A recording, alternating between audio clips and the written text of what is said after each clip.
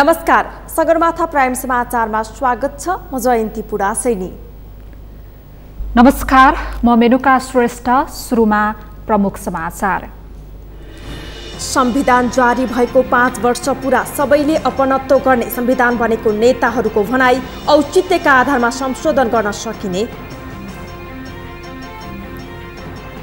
संकीर्णता छाडेर मुलुकको विकासमा जुट्न प्रधानमन्त्री ओलीको आह्वान। उन्नति गर्न पूर्वाग्रह त्याग्नुपर्ने भनाई। भ्रष्टाचार अन्त्य गर्ने प्रतिबद्धता। 594 जनालाई विभिन्न विभूषणबाट सम्मान गरिने। उत्कृष्ट काम गर्नेलाई दिनुपर्ने पदक। सत्ता र शक्ति नजिककाले मात्र पाएको गुनासो। आज थप 11 जनाको कोरोना संक्रमणले मृत्यु। 1204 संक्रमित थपिए। स्वास्थ्यप्रति सजग बन्न जनस्वास्थ्यविदको आग्रह। र लगातारको वर्षाले दोलखाको सीमान्तकृत थामी बस्ती नै जोखिममा। म्याग्दीको विकट कुइने मङ्गलेमा बाढी पहिरोले जनजीवन प्रभावित।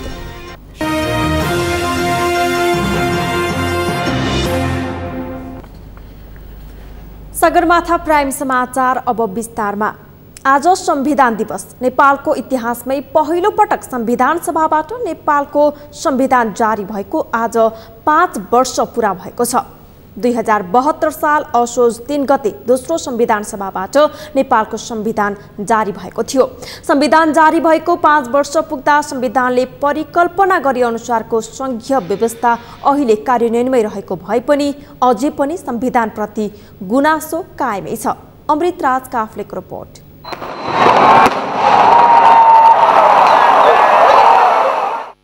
2072 साल असोज 3 गते संविधान सभाबाट नेपालको संविधान जारी भएको थियो। 31वटा राजनीतिक दलका प्रतिनिधि सम्मिलित तत्कालीन संविधान सभाले लामो समय छलफल गरेर 5 वर्ष अघि संविधान जारी गरेको थियो। तत्कालीन नेपाली कांग्रेस नेतृत्वको सरकारमा प्रधानमन्त्री स्वर्गीय सुशील कोइराला रहेका बेला राष्ट्रपति डाक्टर रामवरण यादवले नेपालको संविधान 2072 जारी गरेका थिए। संविधान सभाबाट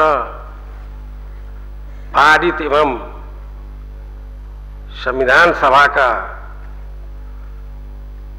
सम्मानित अध्यक्षद्वारा प्रमाणित भई प्रस्तुत नेपालको संविधान आज मिति 2072 साल असोज 3 गतेदेखि प्रारम्भ भएको नेपाली जनता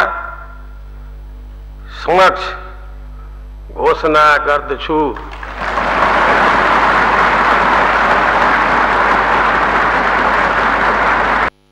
संविधान सभाको दोस्रो चुनावपछि 2070 साल माघ 8 गते पहिलो पटक बैठक बसेको थियो। 2072 सालसम्म संविधान सभाका 135 वटा बैठक बसेको थियो। हरेक दिनको बैठकमा संविधानका धारा धारामा छलफल गरेर पारित गरिएको थियो।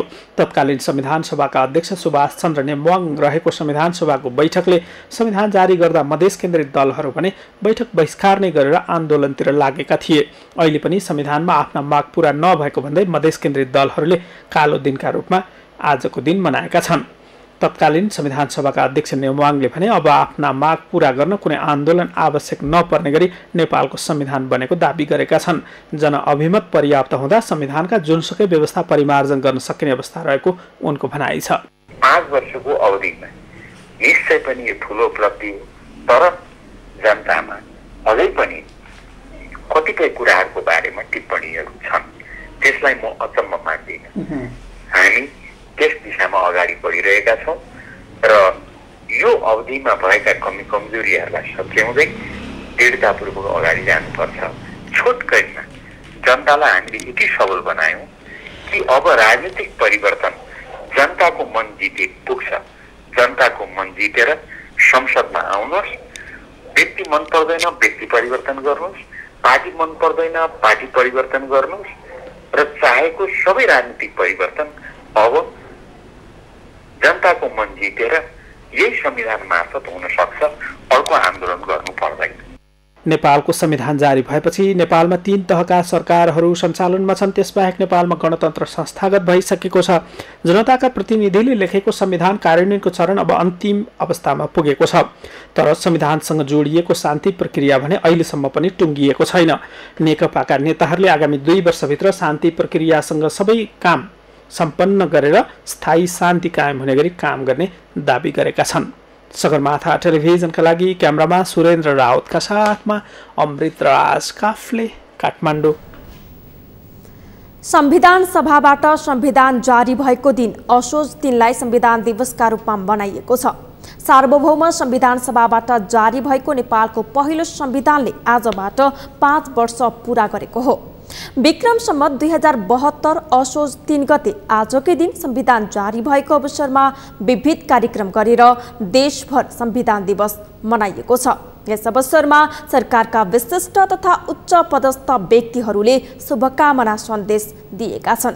कुलचन्द्र विष्टको रिपोर्ट। असोज 3 अर्थात् सार्वभौम संविधान सभाबाट जारी भएको नेपालको पहिलो संविधानले आजबाट 5 वर्ष पूरा गरेको छ। विक्रम सम्वत 2072 असोज 3 गते आजकै दिन संविधान जारी भएको अवसरमा विविध कार्यक्रम गरेर आज देशभर संविधान दिवस मनाइएको छ। विक्रम सम्वत 2072 साल असोज 3 गते संविधान सभाको बैठकमा तत्कालीन राष्ट्रपति डाक्टर रामवरण यादवले नेपाली जनता समक्ष संविधान घोषणा गर्नुभएको थियो।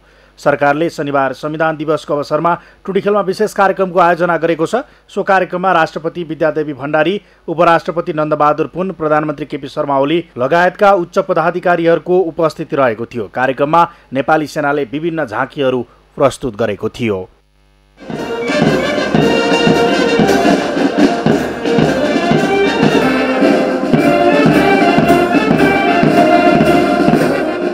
संविधान दिवसको अवसरमा राष्ट्रपति, प्रधानमन्त्री, सभामुख, विभिन्न राजनीतिक दलका नेताहरूले शुभकामना सन्देश जारी गरेका छन्। दिवसका अवसरमा शुभकामना दिँदै राष्ट्रपति विद्यादेवी भण्डारीले अधिकार प्राप्तिका लागि गरिने सङ्घर्षको चरण सम्पन्न भएपछि अब मुलुकलाई सामाजिक न्यायसहितको आर्थिक समृद्धिको दिशातर्फ अघि बढाउनुपर्ने महान दायित्व हाम्रो काँधमा आएको बताइन्। यही अवसरमा प्रधानमन्त्री केपी शर्मा ओलीले खुल्ला मञ्चमा आयोजित कार्यक्रम मार्फत देशवासीका नाममा सम्बोधन गरेका छन्। सोही अवसरमा प्रतिनिधि सभाका सभामुख अग्नि सापकोटाले संविधानमा भएका व्यवस्था कार्यान्वयन आजको महत्त्वपूर्ण कार्यभार भएकोले त्यसमा प्रभावकारी ढङ्गले लाग्नुपर्ने आवश्यकता उल्लाएका छन्। त्यस्तै राष्ट्रिय सभा अध्यक्ष गणेश तिमल सिन्हाले नयाँ संविधानका आधारभूत विशेषताहरूको जगमा उभिएर नेपाली समाजमा रहेका राजनीतिक, सामाजिक, आर्थिक, सांस्कृतिक लगायत विविध समस्याहरूको उपयुक्त समाधान गर्दै वास्तविक जनताको घर घरमा लोकतन्त्रको अनुभूति हुने गरी कार्यभार पूरा गर्न सक्नुपर्ने बताएका छन्। दिवसका अवसरमा प्रधान न्यायाधीश चोलेन्द्र शमशेर जवराले पनि शुभकामना व्यक्त गरेका छन्। संविधान दिवस 2077 को पावन अवसरमा स्वदेश तथा विदेशमा रहनुहुने सम्पूर्ण नेपाली दिदीबहिनी तथा दाजुभाइहरूमा हार्दिक मङ्गलमय शुभकामना व्यक्त गर्दछु।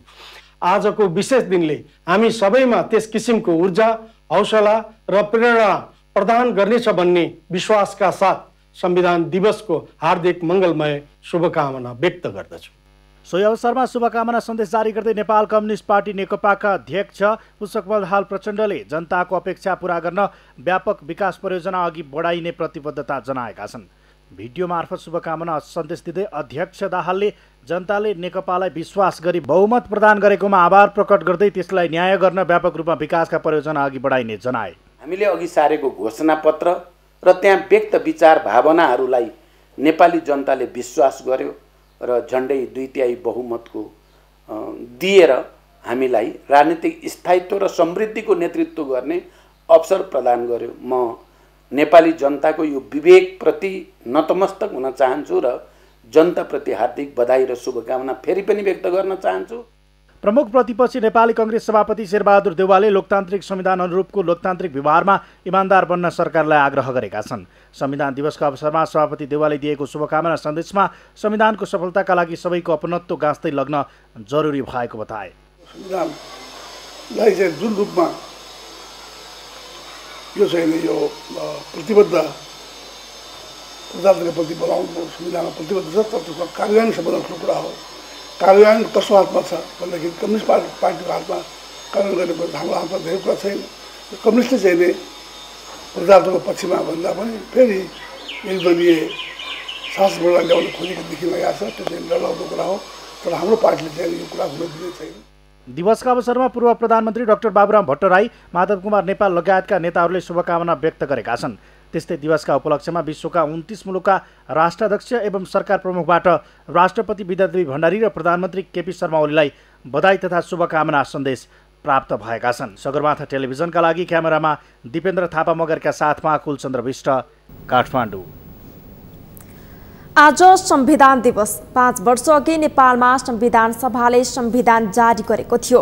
संविधान दिवसका दिन अघिल्ला वर्षहरूमा ठूला कार्यक्रमहरू हुने गरेको भए पनि यसपालि भने कोरोनाका कारण ठूला कार्यक्रमहरू हुन सकेनन्। तर सरकारले भने काठमाडौँको टुडीखेलमा संविधान दिवसको कार्यक्रम गरेको छ, जुन कार्यक्रममा प्रधानमन्त्री केपी शर्मा ओलीले अनियमितता रोक्ने दावी गरेका छन्। अमृतराज काफ्लेको रिपोर्ट। संविधान दिवसका अवसरमा काठमाडौँको सैनिक मञ्चमा भएको कार्यक्रममा प्रधानमन्त्री केपी शर्मा ओलीले भ्रष्टाचार र अनियमितता नियन्त्रण गर्न चुनौतीपूर्ण रहेको भए पनि सरकारले सुशासन कायम राख्ने दावी गरेका हुन्। प्रधानमन्त्री ओलीले विकासका लागि आवश्यक शर्त सुशासन र पारदर्शिता रहेको र भ्रष्टाचार नियन्त्रणका लागि संवैधानिक निकायहरूले महत्त्वपूर्ण भूमिका खेलेको बताए। हाम्रो संविधान सबै अट्ने गतिशील दस्तावेज हो। यसैलाई यो माने सबै दल समूहहरू राष्ट्रिय मूलधारमा सामेल भई सृजनशील र रचनात्मक ढङ्गले क्रियाशील हौँ। आशंका वा अस्पष्टताहरू छन् भने संवादको माध्यमबाट तिनलाई हटाउन सरकार सदैव तयार रहेको कुरा म पुनः स्पष्ट गर्न चाहन्छु। प्रधानमन्त्री ओलीले विकास र उन्नतिको बाटोमा सबै एकताबद्ध हुनै पर्ने बताए। संकीर्णता र पूर्वाग्रह त्याग्न जरुरी रहेको बताएका ओलीले कोरोनाका कारण कतिपय वाचा गरिएका कामहरू सम्पन्न हुन नसकेको समेत बताए। प्रधानमन्त्री ओलीले कोरोना सङ्कटका बेला पनि मूल्य वृद्धि नियन्त्रणमै राख्न सफल भएको समेत दावी गरे। कोरोना महामारीलाई अवसरका रूपमा लिँदै सरकारले उल्लेखनीय काम गरे पनि डिलमा बसेर आलोचना गर्ने क्रम नरोकिएको प्रधानमन्त्रीको गुनासो छ। हामीले प्रतिबद्धतालाई परिणतिमा बदल्नै पर्दछ। सरकारमा हाम्रो उपस्थिति तीव्र गति र शीघ्र विकासको जनआकांक्षा पूरा गर्नका लागि त्यस कुरालाई हामीले एकतामा राखेका छौँ। हामी सबैलाई थाहा छ, समग्र प्रणाली परिवर्तनको अभियानमा हाम्रो कर्मचारी तन्त्र र राज्यका सम्पूर्ण संयन्त्रहरू बाधक बनेनन्। प्रश्न उठ्छ, यति ठुलो परिवर्तनमा सहयोगी मात्रै होइन, सहभागी हुने कर्मचारी तन्त्रलाई तीव्र गतिमा शीघ्र विकासको वाहक बन्न कुन चाहिँ तत्त्वले अवरोध खडा गरिरहेको छ? अहिलेसम्मको कामका तस्बिरहरू उराठ लाग्दो नभएर उत्साहजनक रहेको दावी गरेका ओलीले कोरोना पछि उपचारका पूर्वाधार तथा क्षमतामा उल्लेखनीय प्रगति गरेको दावी समेत गरे। सिङ्गो जनसङ्ख्याको कम्तीमा 2% PCR परीक्षण गर्ने सरकारी प्रतिबद्धता पूरा भएको समेत प्रधानमन्त्री ओलीले बताएका छन्। सगरमाथा टेलिभिजनका लागि क्यामेरामा सुरेन्द्र रावतका साथमा अमृतराज काफ्ले, काठमाडौँ। प्रदेश नम्बर 5 का मुख्यमन्त्री शंकर पोखरेलले नयाँ संविधानले संघीय लोकतान्त्रिक गणतन्त्रलाई विधिवत रूपमा संस्थागत गरेको बताउनु भएको छ। संविधान दिवसका अवसरमा आज बुटोलमा आयोजित विशेष समारोहलाई सम्बोधन गर्दै मुख्यमन्त्री पोखरेलले संघीय लोकतान्त्रिक गणतन्त्र शासन प्रणालीका रूपमा मात्र नभई नागरिकको जीवन पद्धति र शैलीका रूपमा स्थापित गरिनुपर्ने बताउनुभयो। मुख्यमन्त्री पोखरेलले नेपाली जनताले लामो समयदेखि गर्दै आएको एकताबद्ध सङ्घर्षबाट नागरिकले शासन व्यवस्थाको नेतृत्व गर्ने लोकतान्त्रिक संविधान निर्माण गर्न सम्भव भएको बताउनुभयो। नयाँ संविधानले संघीयता, गणतन्त्र, धर्मनिरपेक्षता, समावेशीकरण र समानुपातिक प्रतिनिधित्व सुनिश्चित गरी सबै नागरिकको हक अधिकार स्थापित गरेको मुख्यमन्त्री पोखरेलले बताउनुभयो। समावेश भएर संविधानलाई अपनत्व ग्रहण गर्ने खालको ऐतिहासिक काम पनि यसै वर्ष सम्पन्न भएको छ। त्यस अर्थमा हामीले अब यो संविधान नेपालका सम्पूर्ण राजनीतिक दलहरू र सम्पूर्ण नेपाली जनताको साझा दस्तावेजका रूपमा स्वीकार्य भएको छ। त्यस अर्थमा पनि म खुसी प्रकट गर्न चाहन्छु। कोरोना महामारी नियन्त्रण गर्न 3 तहका सरकारको सहकार्य समन्वय निरन्तर रहनुपर्ने उल्लेख गर्दै मुख्यमन्त्री पोखरेलले कोरोना नियन्त्रणमा नागरिकको भूमिका पनि महत्त्वपूर्ण हुने चर्चा गर्नुभएको थियो।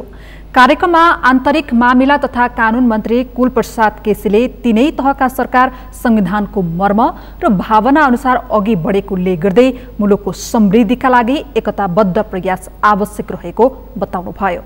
कार्यक्रममा आन्तरिक मामिला तथा कानून मन्त्रालयका सचिव रविलाल पन्तले प्रदेश सरकारले प्रदान गर्ने विभिन्न पदक तथा विभूषण प्राप्त गर्ने 58 जना महानुभावहरूको नामावली घोषणा गर्नुभएको थियो। ती पदक तथा विभूषणहरू फागुन 3 गते प्रदेश सरकारको स्थापना दिवसका अवसरमा आयोजना गरिने विशेष समारोहमा प्रदान गरिनेछ। संविधान दिवस 2077 का अवसरमा नारायणहिटी दरबार संग्रहालय परिसरमा रहेको गणतन्त्र स्मारकमा माल्यार्पण गरिएको छ। आज नेकपाका नेता पूर्व संविधान सभाका अध्यक्ष सुभाष चन्द्र नेम्बाङ, पर्यटन मन्त्री योगेश भट्टराई लगायतले गणतन्त्र स्मारकमा माल्यार्पण गर्नुभएको हो।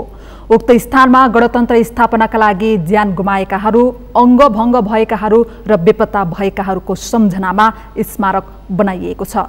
माल्यार्पणपछि उनीहरूले गणतन्त्र स्मारक पार्कको अवलोकन पनि गरेका थिए। जनआन्दोलनको प्रतीक, राजतन्त्रको बहिर्गमन र गणतन्त्रको आगमनको प्रतीकका रूपमा गणतन्त्र स्मारक निर्माण गरिएको थियो।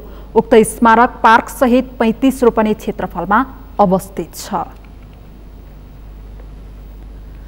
आज संविधान दिवस। प्रत्येक वर्ष संविधान दिवसका अवसरमा अरूले भन्दा विशेष कार्य गरेका व्यक्तिलाई राष्ट्रपतिबाट विभूषित गरिन्छ।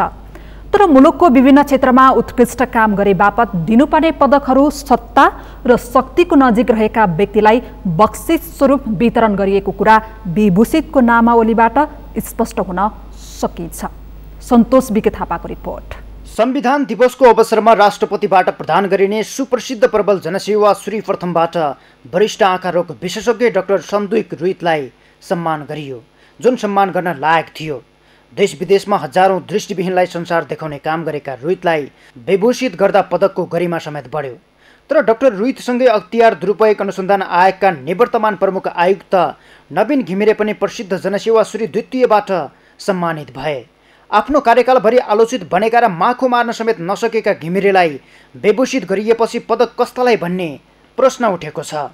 हालै मात्र अवकाश प्राप्त अख्तियार दुरुपयोग अनुसन्धान आयोगका प्रमुखलाई राज्यको सबैभन्दा ठुलो दोस्रो तहको तकमा प्रदान गरिएछ, जबकि उहाँले जाने बेलामा आफ्नो जिम्मेवारी निर्वाह गर्न नसकेर मिडियाहरू, सामाजिक सञ्जालहरूमा धेरै ठुलो आलोचना आएको छ। सम्पूर्ण नेपाली जनताको नजरमा अहिले चाहिँ हाई भएको व्यक्ति चाहिँ को छ त भने कुलमान घिसिङ छन् हैन। तर उनलाई चाहिँ तकमा दिएको मैले चाहिँ थाहा पाएको छैन। सन्दुक रुइतले पनि तकमा पाउनुभएको छ। उहाँलाई त्यो दिँदाखेरि ठिक मान्छेले चाहिँ प्राप्त गर्यो भनी चाहिँ सबैको चाहिँ एउटा चाहिँ हैन हो। मुलुकका विभिन्न क्षेत्रमा अरूभन्दा फरक र उत्कृष्ट कार्य गरेका व्यक्तिलाई अतुलनीय योगदानको सम्मान स्वरूप प्रदान गरिने पदकहरू सत्ता र शक्तिको नजिक रहेका तथा सत्ताधारीका आफन्तलाई बक्सिसका रूपमा दिने परम्परा बसेको छ। अझ आफै पदक सिफारिस समितिमा रहेका व्यक्तिले आफ्नै नाम सिफारिस गर्ने मात्र होइन, आफन्तीलाई समेत पदकको भागीदार बनाउने गरेका छन्, जसले राष्ट्रपति जस्तो व्यक्तिले दिने पदकको गरिमा त घटेको छ नै, उत्कृष्ट कार्य गरेका र प्रोत्साहित गर्नुपर्ने व्यक्ति ओझेलमा परेका छन्। पदक पाउने मध्ये अधिकांश व्यक्ति विभिन्न मन्त्रालयका सचिव, सहसचिव, उपसचिव र अधिकृतहरूको वर्चस्व छ, जबकि कर्मचारी लगायत हरेक राष्ट्र सेवकले इमान्दारीपूर्वक काम गर्नु कानुनी कर्तव्य नै भएको हुँदा विभूषण पाउने आधार बन्न सक्दैन।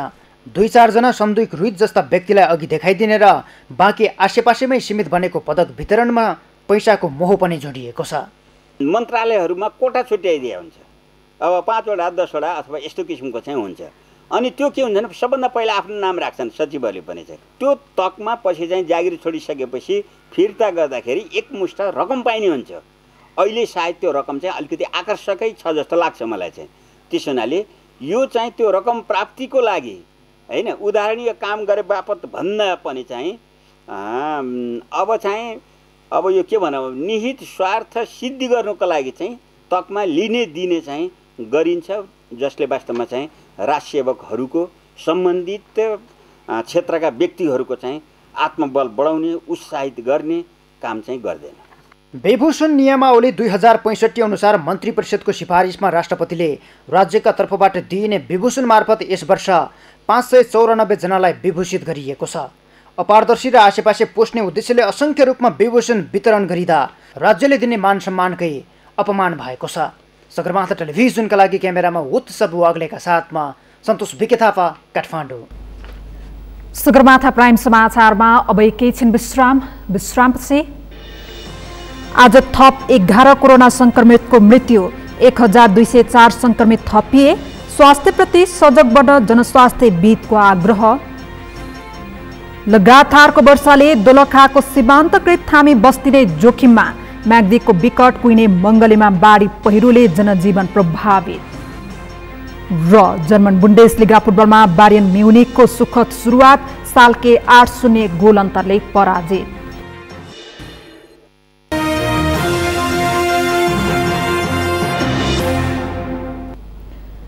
विश्रामपछि सगरमाथा प्राइम समाचारमा स्वागत छ। अब बाँकी समाचार।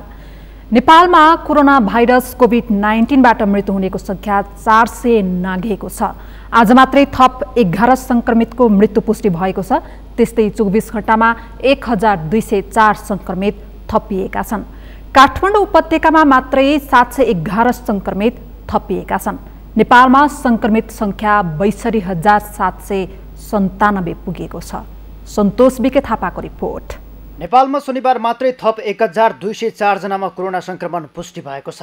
देशका विभिन्न स्थानमा गरिएको पीसीआर परीक्षणका क्रममा 408 महिला र 796 पुरुषमा संक्रमण पुष्टि भएको हो, जसमध्ये काठमाडौँ उपत्यकामा थप 711 जनामा कोरोना संक्रमण पुष्टि भएको छ। यससँगै नेपालमा कोरोनाबाट संक्रमितको संख्या 62,797 पुगेको छ। आज देशभरि जम्मा सक्रिय संक्रमितहरूको संख्या 17,129 छ। संस्थागत आइसोलेसनमा रहनुभएका व्यक्तिहरूको संख्या 9,153 छ। यसमा प्रदेश अनुसार प्रदेश 1 मा 373, प्रदेश 2 मा 878, बागमती प्रदेशमा 5,223, गण्डकी प्रदेशमा 837, प्रदेश 5 मा 1,217, कर्णाली प्रदेशमा 290 र सुदूरपश्चिम प्रदेशमा 335 जना हुनुहुन्छ। यसै गरी होम आइसोलेसनमा रहनुभएका व्यक्तिहरूको संख्या प्रदेश 1 मा 1,289, प्रदेश 2 मा 1,077, बागमती प्रदेशमा 4,291, गण्डकी प्रदेशमा 187, प्रदेश 5 मा 697, कर्णाली प्रदेशमा 186 र सुदूरपश्चिम प्रदेशमा 289 जना गरी जम्मा 7,976 जना हुनुहुन्छ। कोरोना संक्रमित मध्ये शनिबार थप 1,447 जना डिस्चार्ज भएका छन् भने हालसम्म निको भएर 45,267 जना डिस्चार्ज भएको स्वास्थ्य मन्त्रालयले जनाएको छ।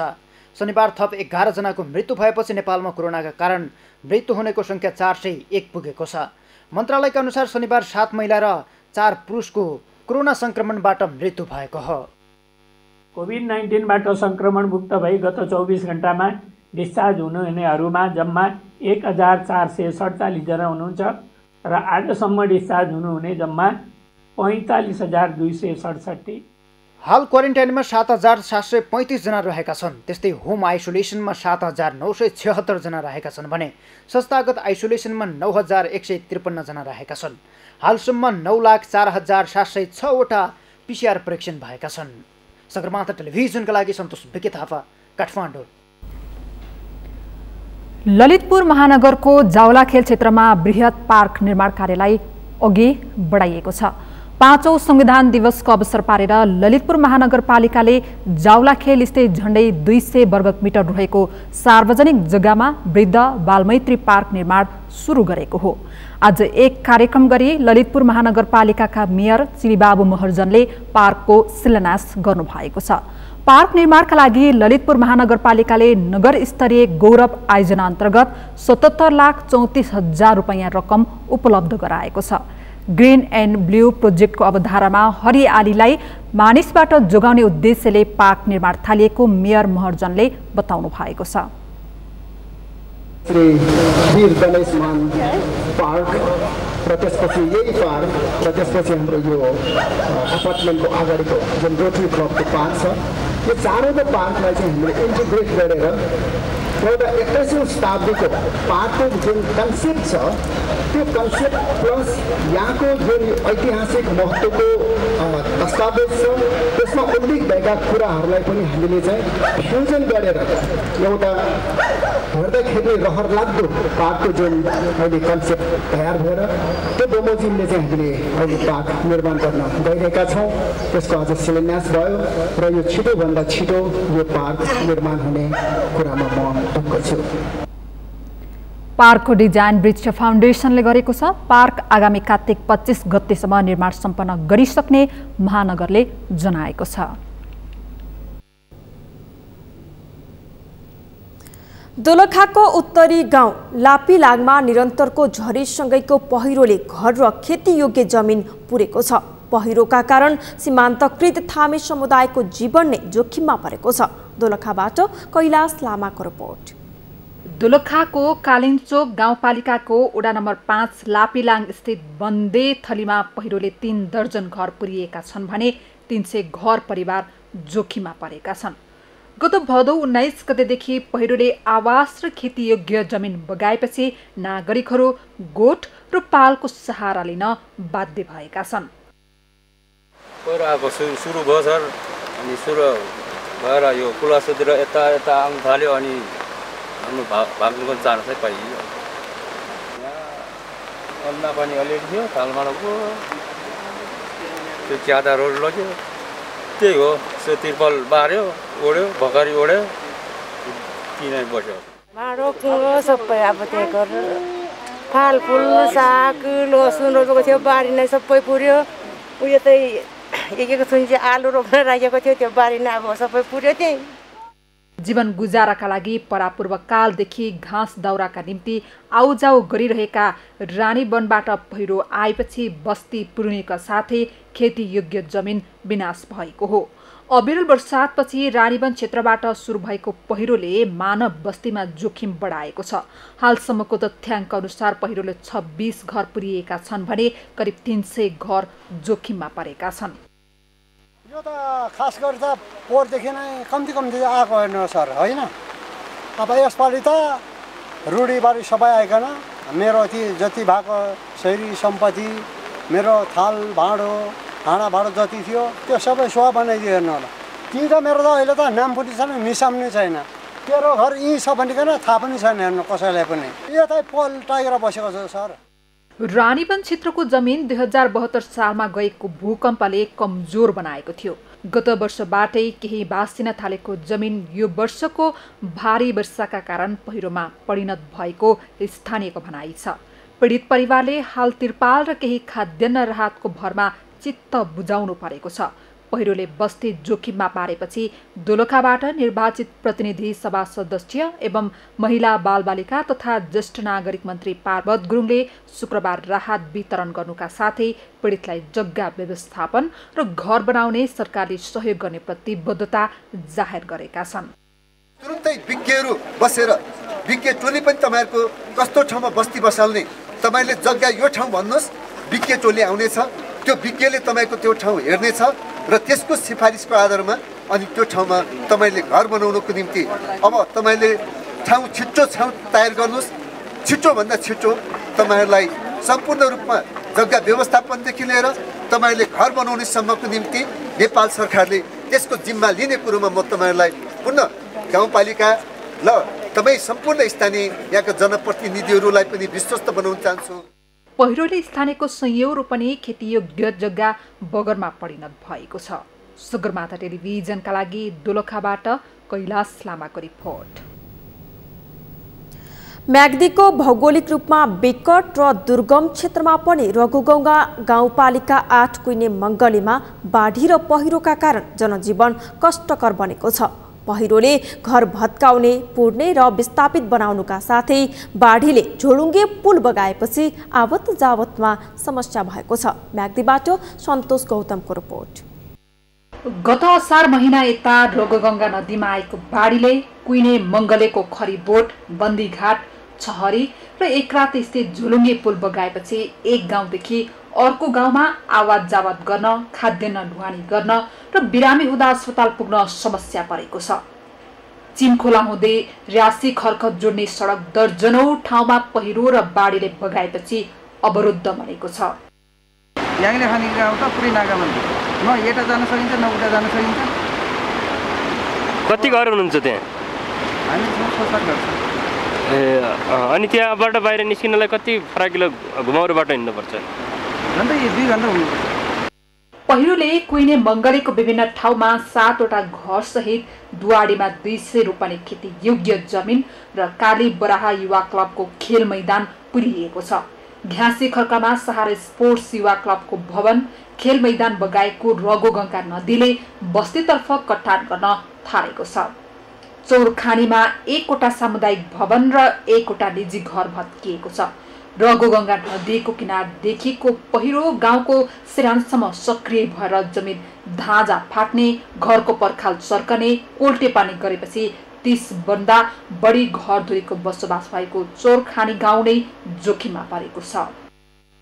अब पुरै गाउँ नै जोखिम छ। अब 2-4 घर चाहिँ क्षति नै भइसक्यो होइन, 2 घर। अनि यहाँ खेती तपाईँले जानुभयो होला, मेला चाहिँ पुरै क्षति भइसकेको अवस्था छ। गाउँमा बस्ने अवस्था चाहिँ एकदम खतरा छ। यहाँ चाहिँ बाबु सबै घर चर्केको छ, यो पगरो नि चर्केको छ गरे माथिको नि, यो पाली नि छुट्यो बाबु। खै अब कहाँ जाने के गर्नु भएको छ खै। मेरो यहाँ खेती धेरै लागेको छ। खोला हुँदो गएर हामी यो घर छोडेर उता वनमा गएर बसेछौँ।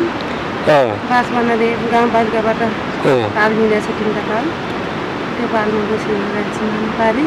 धेरै रोपनी खेत जग्गा चाहिँ भयो, जग्गा त धेरै लागेको छ मेरो।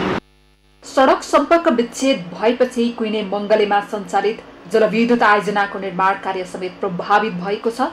2075 भदौमा रगोगङ्गा नदीमा आएको बाढीले घ्यासी खर्कको रितुङ माविको भवन बगाएपछि विद्यालय नै अर्को ठाउँमा सारिएको छ। हाम्रो चाहिँ यहाँ कुइने मङ्गलेमा छरीमा घर क्षति भए, द्वारीमा घर क्षति पूर्ण क्षति भए र रातोपानीको बस्ती बस्न नहुने लायक छ। र हाम्रो चाहिँ पाल्टी खर्कको बस्तीमा चाहिँ 2 घर क्षति भएको छ र हाम्रो सबभन्दा ठुलो क्षति अब हुने अवस्था र एउटा घर भत्किसकेको। अब हाम्रो चाहिँ लगभग 12-15 घर चाहिँ तत्कालै अर्को ठाउँमा पुनर्वासको व्यवस्था गर्न पर्ने चाहिँ नि हाम्रो चौरको बस्ती देखियो। म्याग्दीको भौगोलिक रूपमा विकट र दुर्गम क्षेत्रमा पर्ने कुइने मङ्गलेका बासिन्दा स्वास्थ्य, शिक्षा, खानेपानी, सडक सञ्चार लगायत विकासका पूर्वाधारबाट टाढा भएका छन्। भौगोलिक विकटताले ठगेको बताउने उनीहरू प्रकृतिले दिएको दुःखबाट झन् पीडित भएका छन्। सगरमाथा टेलिभिजनका लागि म्याग्दीबाट सन्तोष गौतमको रिपोर्ट। चिकित्सा शिक्षा क्षेत्रको सुधारको माग गर्दै सत्याग्रहमा रहनुभएका डाक्टर गोविन्द केसीको माग पूरा गर्नुपर्ने माग गर्दै शनिबार काठमाडौँमा प्रदर्शन गरिएको छ। डाक्टर केसीले जायज माग राखेर सत्याग्रह गर्दा पनि सरकारको ध्यान नपुगेको भन्दै केसीका समर्थकहरूले काठमाडौँमा प्रदर्शन गरेका हुन्। डाक्टर केसीले नोभेल कोरोना भाइरस कोभिड-19 को PCR परीक्षण व्यापक बनाउनु पर्ने, निशुल्क गुणस्तरीय शिक्षा र स्वास्थ्यमा समान पहुँचको सुनिश्चितता हुनुपर्ने लगायतका माग अघि सार्नु भएको छ।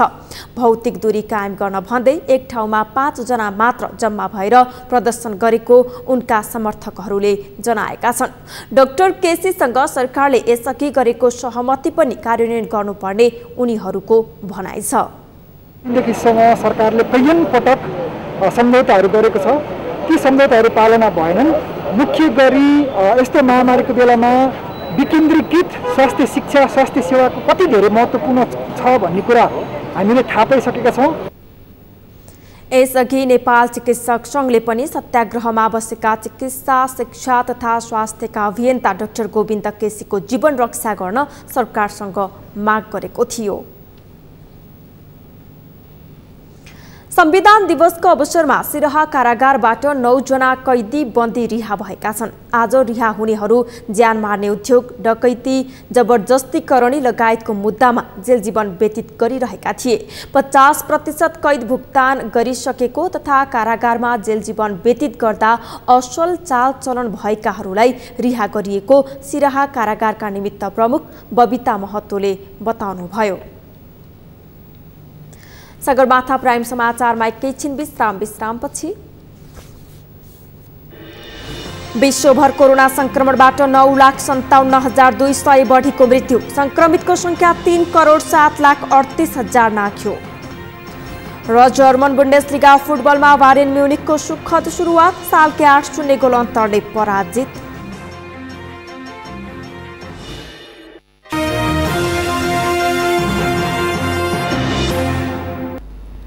अब पालो अर्थ समाचारको।